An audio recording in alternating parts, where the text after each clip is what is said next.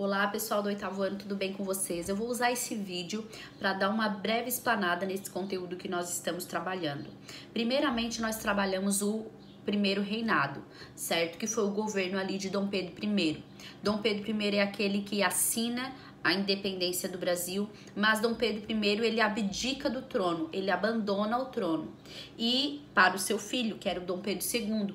Só que o que acontece? Dom Pedro II é muito criança ainda, ele não podia governar. Então o Brasil ele passa por um período que é o chamado período regencial, onde regentes, né, como se fossem substitutos aí do imperador, regentes vão governar o Brasil, enquanto o imperador, que era criança, não tem idade ainda para governar, não tinha completado ainda 18 anos, certo? Então esse período aí é o chamado período regencial, que foi o que nós estudamos recentemente. Dentro do período regencial, nós percebemos que ocorreram no Brasil várias revoltas, né? Teve a revolta dos malês, a Revolução Farroupilha, a balaiada, sabinada, cabanagem, tudo isso aí foram revoltas que ocorreram durante ali o período regencial. O fato do período regencial, dos regentes, né, não conseguir dar conta dessas revoltas, conter essas revoltas, né, faz com que um certo partido, que era o chamado Partido Liberal, comece a incentivar a volta, né, incentivar o Dom Pedro II a assumir o trono. Mas todo mundo fica, gente, ele é um menino ainda, ele tem 14 anos, ele não tem como assumir o trono, né? Só que existe uma discussão aí, porque o Brasil ele era dividido entre dois partidos, os conservadores e os liberais, né? E o Partido Liberal entende que se o Dom Pedro II não entrar no poder o mais rápido possível, o Brasil vai virar uma bagunça, porque tem muitas revoltas acontecendo. E eles entendiam que o Dom Pedro II, estando no governo, né, daria aquela sensação no país de unidade, porque muitas revoltas estavam buscando separar o Brasil, certo? Então essa ideia de unidade seria trazida quando o imperador, quando Dom Pedro II estivesse de novo no trono, estivesse no governo, né? Só que eles pensavam, mas Dom Pedro II não tem idade, o que nós vamos fazer? Foi criado então o chamado golpe da maioridade, quando eles reduzem a maioridade de 18 anos, eles reduzem para 14 anos, e aí Dom Pedro II, que tem 14 anos, pode assumir o governo. Então, assim, eles ajustam a lei que é para o Dom Pedro II poder assumir, né? Não ter que esperar até os 18 anos para ele assumir. Então, esse é o chamado golpe da maioridade. Dom Pedro II assume, anos de governo se passam, né? Ocorre aí a chamada eleições do cacete, porque Dom Pedro II ele convoca ministros do Partido Liberal para fazer parte do governo, só que o pessoal do Partido Conservador fica assim, né, bolado, pô, convidou só o do outro partido lá, nosso partido não vai convidar ninguém. Então o Partido Conservador começa a ficar irado com essa situação, e aí Dom Pedro II vai lá e dissolve a Câmara dos Deputados. Com isso, né, acaba com a Câmara dos Deputados, que era a maior parte composta por pessoas do Partido Conservador, homens do Partido Conservador. Então ele diz assim, ó, vou tirar essa galera daí e vou fazer uma nova eleição. E aí essa eleição ficou conhecida como eleições do cacete, por quê? Porque deu maior briga, deu maior BO, certo? Um monte de gente, deu um monte de fraude nas urnas, um monte de gente era oprimida, pressionada a votar em quem alguns poderosos queriam, então por isso foi conhecida como eleições do cacete. Esse momento do segundo reinado aí, que dura 49 anos, que vai quando é proclamada a República no Brasil, né? Então, o governo de Dom Pedro II, ele vai durar de 1840 até 1889. É um período bem grande, é 49 anos de governo, né? E no meio desse período aí, como é que é a situação, o que o Brasil vive nesse período aí de 49 anos? Né? O Brasil ele é um grande produtor de café, as fazendas de café elas são maioria no Brasil, a grande exploração de mão de obra escrava, né? Muito tráfico de escravos da África para o Brasil. Esse período também é muito conhecido por esse momento aí que o Brasil vive de escravidão, né? Ocorre no Brasil também o chamado parlamentarismo às avessas. O que é isso? Por exemplo, nós temos lá a Inglaterra. A Inglaterra tem a Rainha Elizabeth até hoje lá, vivíssima, maravilhosa, né? E a Inglaterra, ela é governada por um parlamento. Então, a realeza caminha junto com o parlamento. Como é que funciona isso? O parlamento é o seguinte, homens, né? Como funcionava? Homens da sociedade se colocavam à disposição para serem votados como candidatos, como nós temos hoje em dia candidatos ao estado, candidatos à prefeitura, candidatos a vereador, né? Esses candidatos eram votados pelo povo. E aí, esses que fossem mais votados iam formar o parlamento. E o parlamento ia governar juntamente com o rei ou com a rainha, né? Isso nas monarquias parlamentares, porque tinham monarquias que eram absolutistas, ou seja, o rei tinha o poder absoluto. Não tinha nada de parlamentarismo, não. Ninguém decidia nada junto com o rei, ele era sozinho. Mas, né, como o parlamentarismo, a monarquia parlamentarista, né, que é quando o rei, a realeza caminha junto com o parlamento que são esses homens votados, que eram esses homens votados pela população. Então, quer dizer, a população entendia o quê? O parlamento, né, ele é a nossa voz diante do rei. Ele vai levar as nossas questões para o rei, vai decidir também pensando em nós, né? Diferente de um governo absolutista onde o rei só pensa nele.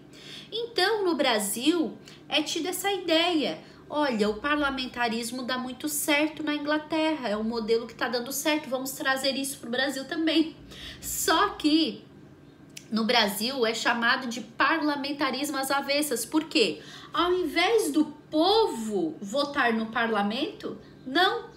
O imperador, o rei, né, é que decidia quem ia fazer parte do parlamento. Então, quer dizer, é às avessas, né? Porque o objetivo do parlamento é ter a voz do povo perto do rei. Mas dentro do Brasil funcionou diferente. O rei é que decidia quem fazia parte do parlamento.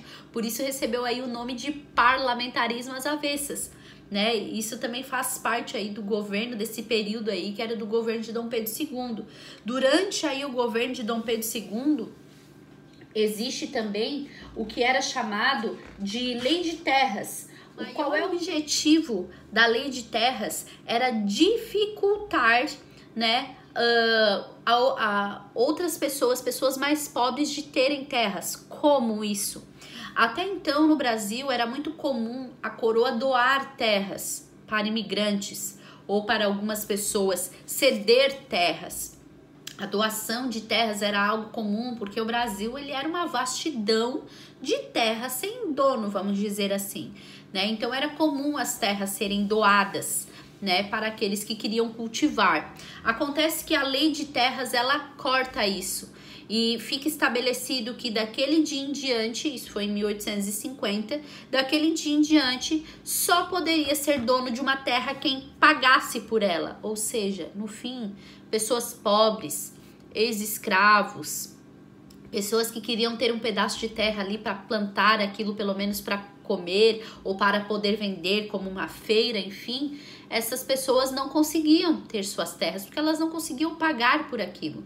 Então isso fez com que latifundiários, donos de grandes extensões de terra, tivessem cada vez mais facilidade de comprar, né? E as pessoas pobres meio que se obrigavam a trabalhar de empregados para esses grandes donos de terra, né? Isso aí foi a questão da Lei de Terra, ou seja, tu só vai ter terra se tu comprar. Ah, mas tem uma doação, tem alguém querendo me dar um pedaço da sua terra porque ele tem muita terra, ele quer me dar uma parte para eu plantar, para eu empreender dentro daquela terra. Não, tem que pagar.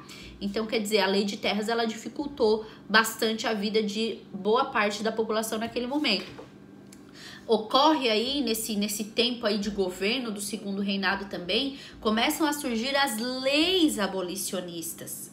Porque o mundo inteiro está vivendo um momento onde as ideias iluministas elas estão atingindo vários lugares. Nós vimos em sala que o iluminismo ele trazia uma visão diferente das coisas, né? Ele era muito racional e ele buscava essa questão mesmo da iluminação, ter pensamentos mais claros, mais modernos, né? E o iluminismo, ele considerava um absurdo pessoas serem feitas de escrava. Ele considerava uma vergonha. Dom Pedro II também achava isso vergonhoso.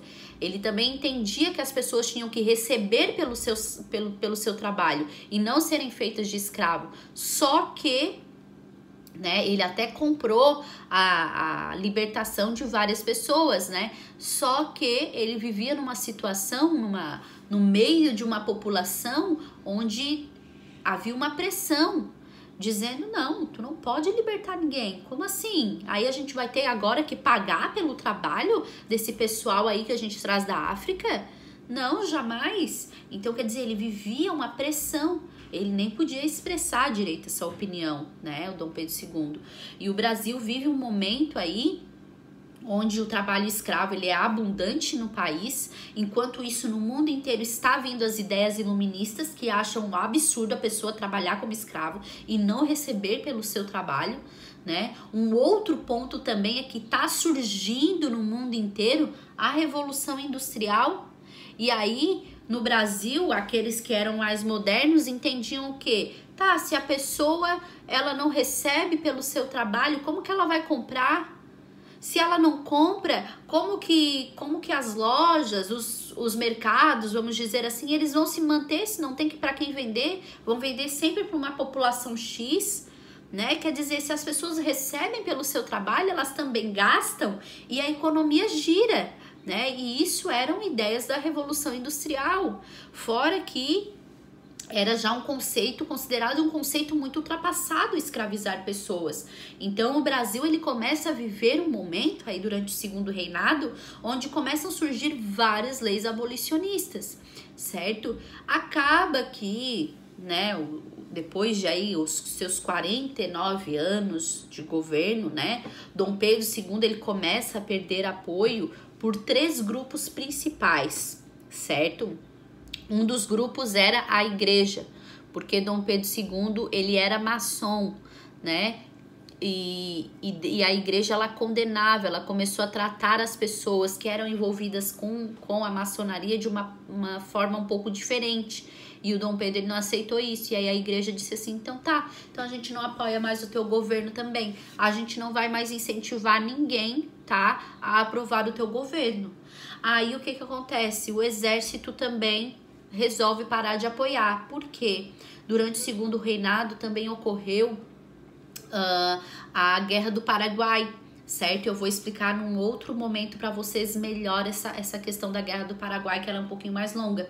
E o exército diz assim, o quê? A gente foi lá para a Guerra do Paraguai, certo? A gente deu sangue naquela guerra, vivemos coisas absurdas naquela guerra, e aí chega agora a gente não tem direito político, a gente não pode falar o que a gente viveu, não podemos contar para a imprensa, a gente tem salários aí péssimas condições de trabalho, ó, quer saber? A gente também não apoia mais o governo de Dom Pedro II, não apoiamos mais. E aí Dom Pedro II também perde apoio da elite cafeeira. Por quê? Durante o governo dele, várias leis abolicionistas são aprovadas. E a última das leis abolicionistas é até a Lei Áurea. Em 1888 é assinada a Lei Áurea que liberta todos os escravos. E aí os donos, os cafeicultores tal, eles assim, tá, e aí agora? Agora a gente sem escravo, nós vamos o quê? Ter que pagar agora para aqueles que trabalham para nós? Olha o gasto que o Dom Pedro aí agora fez a gente ter. Então, quer dizer, o Dom Pedro começou a perder apoio das principais camadas de poder da época.